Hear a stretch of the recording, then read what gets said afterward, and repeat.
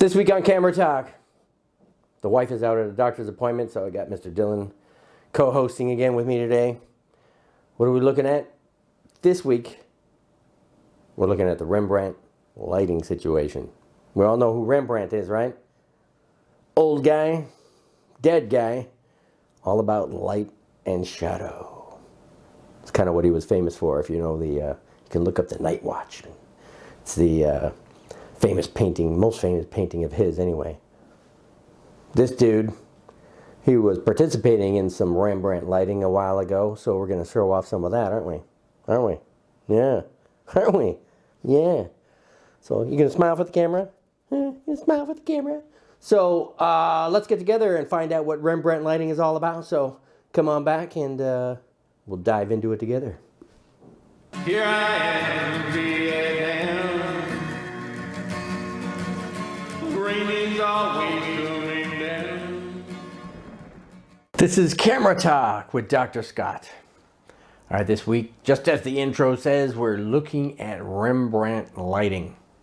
You've probably heard of it before, or maybe you haven't. Can't assume anything, right?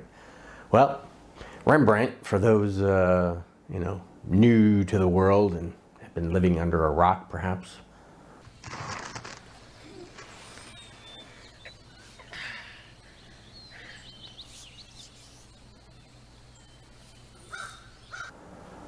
Rembrandt was a famous Baroque artist. Now, Baroque, again, was an artistic period, about 150 years or so, from the early 1600s to 1740, let's say. So roughly about 150 years of time. We had this Baroque style of art. You know, it was very contrasty, light and dark, very bold colors, lots of movement, very dramatic type of art.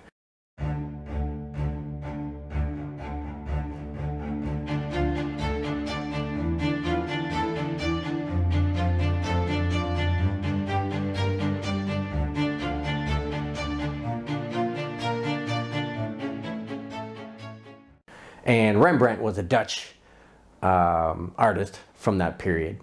He was born 1606 to he died 1669. But he pretty much spent all his time in Holland at the time, or the Netherlands. So unlike other artists who travel the world and get experience and influences from other genres and whatnot, Rembrandt pretty much stayed at home.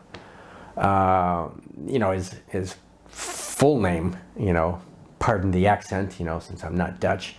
Rembrandt van Rijn. Rembrandt Harmenszoon van Rijn. And the Van Rijn means near the Rhine, so there's near the Rhine River that flows through that part of Europe anyway. So, Rembrandt, if you know anything about his paintings, and I'm sure you've seen them before, even if you haven't heard of his name, The Night Watch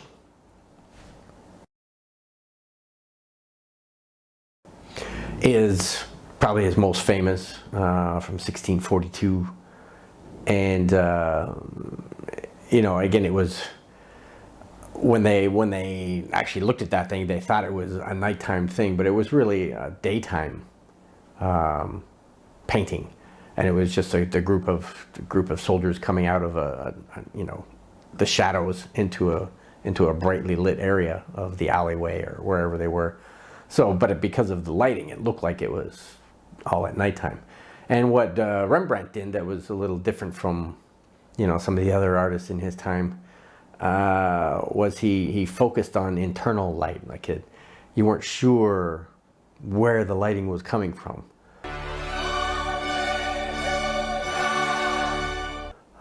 In his scenes, and he focused pretty much on portraiture. Self-portraits was a big thing for him. Landscape and biblical scenes, were kind of his cup of tea, so to speak.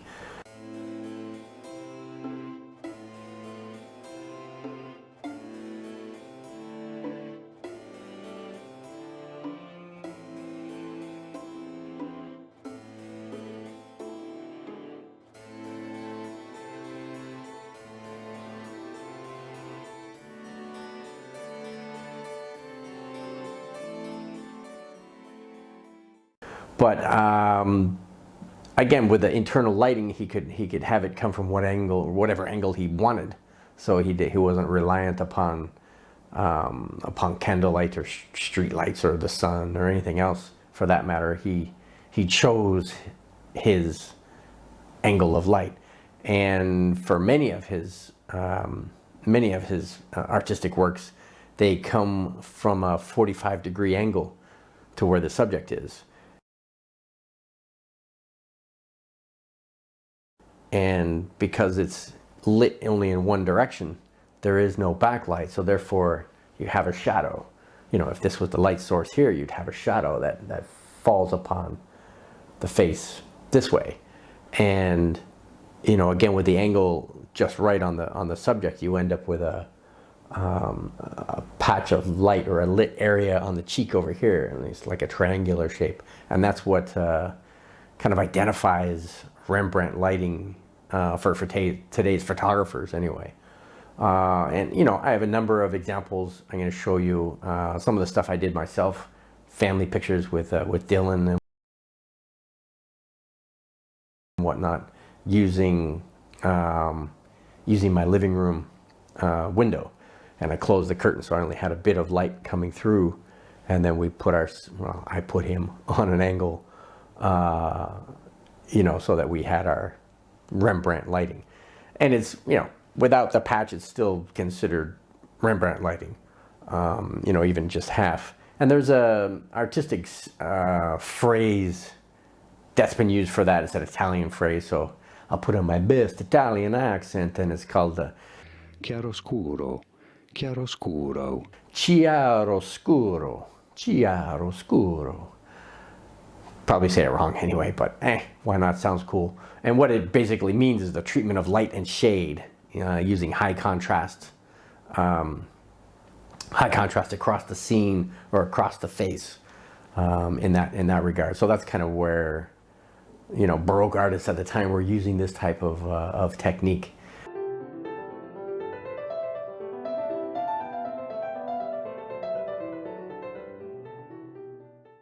And Rembrandt just happened to be the most famous one for it, and therefore, you know, referring to, you know, photography, that's what it looks like today. It's Rembrandt lighting. They call it Rembrandt lighting. So again, a 45-degree angle. The light could be anything. Could be a lamp. Could be a street light. Could be strobes. Could be the sun. Could be PC lights. Well, there's an example here. See a little Rembrandt lighting going on right there. But anyway, you know, and if you don't want such a high contrast between light and dark, you can always use a reflector, obviously off screen or out of the picture, to reflect some more light on, and you can obviously control that light as well.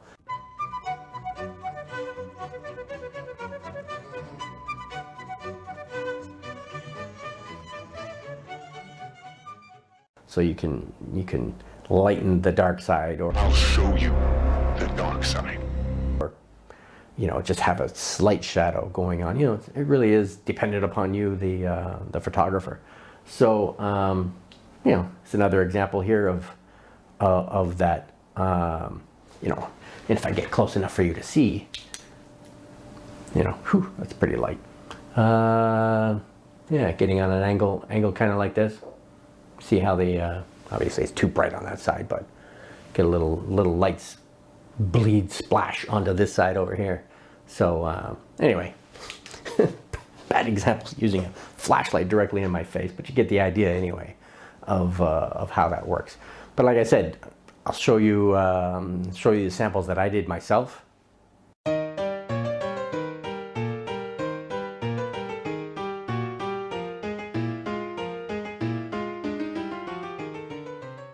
As well as I'll show you, you know, random samples of, you know, of other people too, because it's mostly used obviously in portraiture. So, you know, it's again different variations of light and how strong that light is, or how weak the light is, and how strong the shadow is, or how weak the shadow is, you know, there's no rule for what it is, but it is one of the easier lighting techniques used in the world of photography these days. So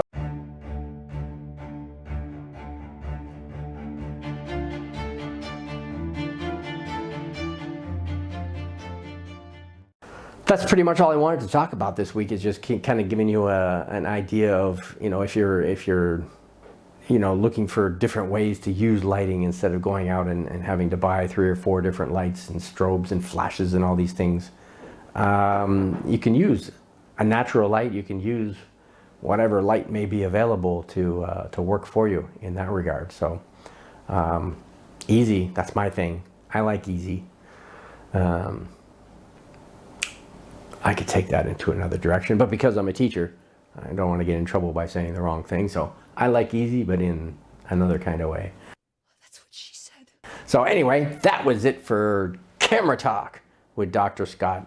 And the last thing I really want to talk about is, you know, my little plug for Luminar AI, and Luminar Neo, which is coming out soon. It's replacing Luminar 4. It's kind of like a Lightroom Photoshop. Actually, it plugs in with those guys and can use them together with it. But it's great as a standalone too. It's what I use. And it's economical. You buy it once, it's yours for life. If you click below, you'll get a $10 discount. Who can't complain about that, right? So if it's 65 bucks or whatever it may be, $10 off is only 55 bucks, and it's yours for life. Try getting a deal like that with Lightroom or any of the other softwares that are out there. And last but not least, stay safe out there, right? We're living in a COVID world now. Life is not the way it used to be, so watch out for that virus. It seems to mutate and come up with something new and exciting every other month. What the fuck is that? So what's our latest one? The Omicron or so. That's, who knows? Everybody's a little paranoid of that one now. So we'll see if our vaccines hold up to that.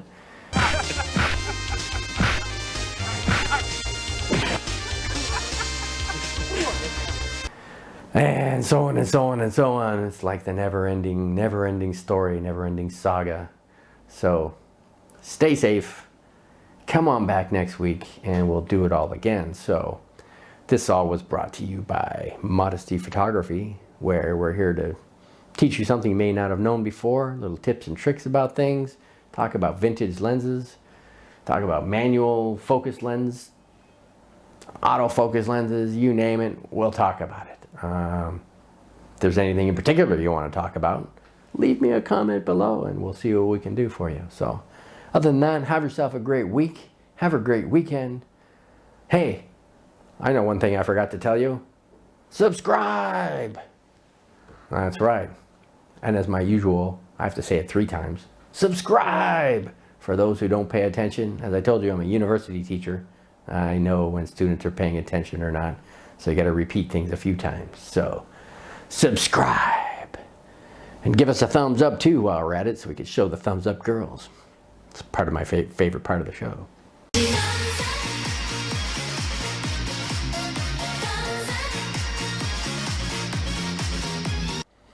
And last but not least, no, we already said it, last but not least.